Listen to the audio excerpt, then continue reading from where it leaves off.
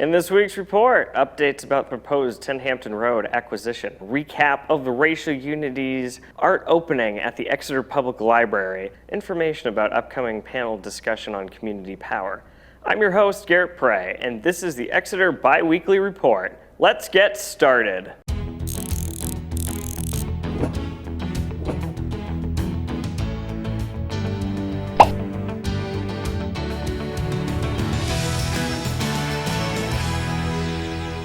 The Select Board has signed a purchase and sale agreement for the property located at 10 Hampton Road, contingent upon approval at town meeting in March. We visited the property to learn more about this unique opportunity for Parks and Rec and for the town. Located between the Exeter Center and Churchill's, the 1.64-acre property backs up to the current softball fields. The property houses two buildings. The first is a 6,000 square foot building which could house the Parks and Rec offices that are currently located at 32 Court Street. The Parks and Rec department believes that moving into this building would allow the department to expand programming for seniors and youth to meet the needs of our consistently changing community. The building also could be used to house the popular summer camp program during weather emergencies. More information about the potential property acquisition can be found on the town's website under Latest News. The department will be hosting an information session on November 30th at 7 p.m. You can attend the event in person in the Novak room of the town offices or attend virtually via Zoom. Racial Unity team held an opening reception for their art show at the Exeter Public Library. Here's more on that. The display opening of their arts and poetry contest, with winners in first and second place categories ranging from ages 6 to 86. The display will be open for the remainder of this month. The list is long. They all have names. They are all human beings.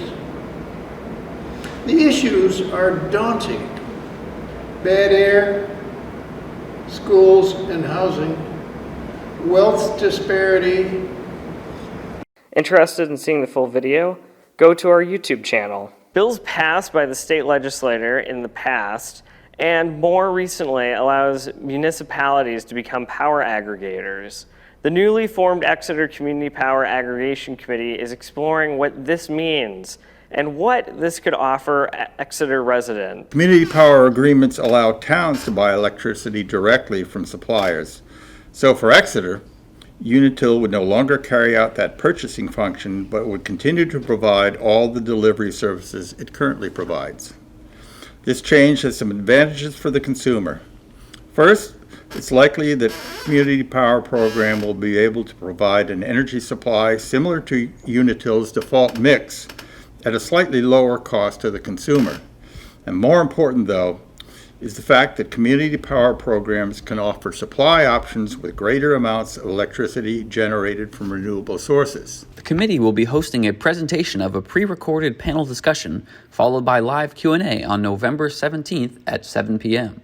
To learn more about community power and join the discussion, head to the town website and register for the Zoom webinar. Questions will be taken using the Q&A feature after the panel discussion. The Exeter Community Power Aggregation Committee is putting together a brochure with information about community power. There will be two public hearings about community power on November 29th and on December 13th. So stay tuned for more information. We hope you enjoyed this week's report. We'll see you again in 2 weeks for the next edition of the Exeter Biweekly Report. Enjoy your weekend.